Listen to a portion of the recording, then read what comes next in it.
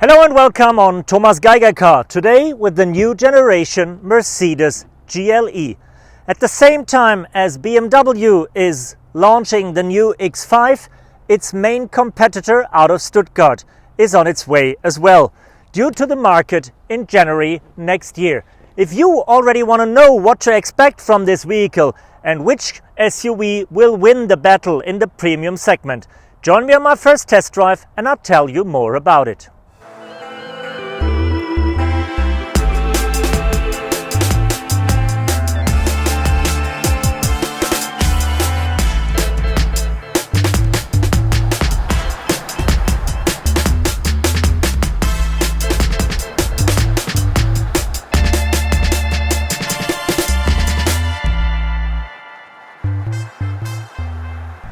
When driving the new GLE, you benefit from a completely new suspension. We have air suspension and we have EABC, Electric Active Body Control. It's a system that we know from the S-Class by now, but it's dramatically enhanced. With 4 electric engines, one at every wheel, you can adjust the suspension and the ride height of the vehicle. Combined with the camera means the car reads the road and adapts to it before you even reach it. That is very comfortable on a long-haul drive. It is very durable if you go off-road because the car really conquers mud and stones better than ever. And if you drive fast on a country road, it carves and leans into the curves like a surfer or a snowboarder. Really impressive. Yes, it costs a bit extra, but it's a good feature and another big step forward ahead of the competition. For the start, the GLE will be offered as a GLE 450 with an inline 6-cylinder petrol engine of 3 liters of displacement and an EQ Boost mild hybrid system. The petrol engine alone delivers 367 horsepower. The EQ Boost adds another 16 kilowatt of electrical power. Not enough to drive electrically, but at least something to boost the car while accelerating and to make start-stop more smooth and to make use of it more often to increase efficiency.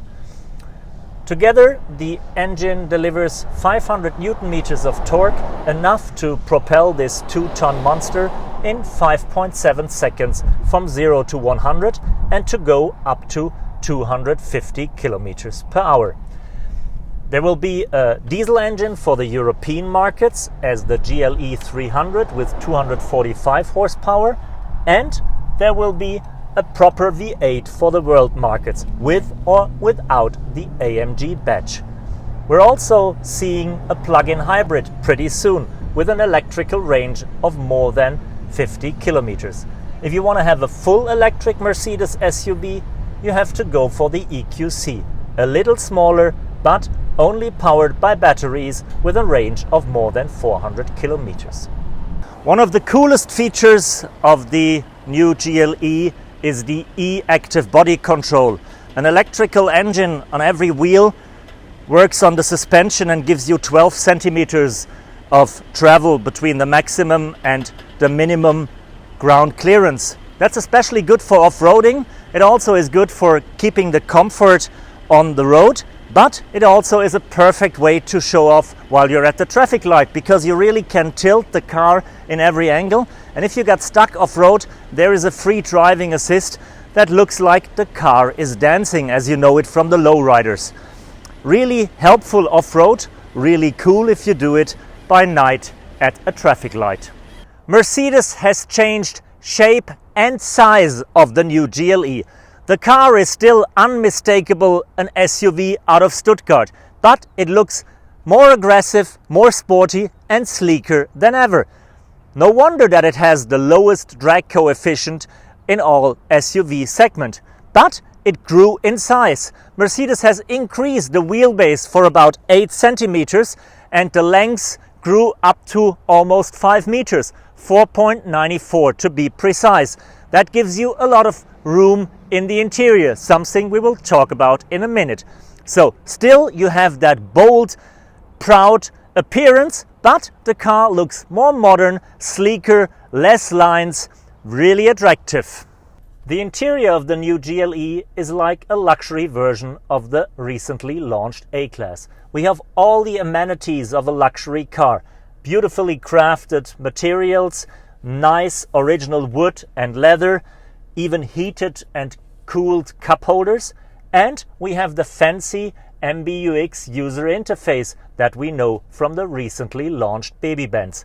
Means the big widescreen cockpit, the touchscreen in the center, the touchpad on the center tunnel, and the voice recognition like you know it from Apple's Siri or Amazon's Alexa. So if you say, "Hey Mercedes," how can I help you? The system wakes up and you talk to it like a friend. Very impressive and much better than you know it from BMW X5 or Porsche Cayenne, for example. Due to the increased wheelbase, the passengers gain lots of room, especially in the back of the vehicle. I really sit comfortable in the second row, and for the first time I can adjust the seats electrically. I can slide the rear seat for about 15 centimeters by the touch of a button. Now it's getting quite uncomfortable, but I have an immense trunk. And for the first time ever, Mercedes is offering a third seat row as an option, making the GLE a 7-seater. Still not big enough? Then be patient for a while. Next year in spring, the next GLS will come with the same technology, with an even bolder design and way more space than ever. Thank you for joining me on that first review with the new Mercedes GLE. I must admit, BMW X5 is a great car, but this one still a bit better. At least Mercedes has made the bigger step while changing the generations, not only due to the design, but also due to the interior, the look and feel with the MBUX system, the driver assistance systems, and most of all, the eABC suspension. Not that you really need to go hardcore off-road or to show off at the traffic light, but the feature is unique and something that will keep this car in the lead. Thank you, tschüsschen, and bye-bye.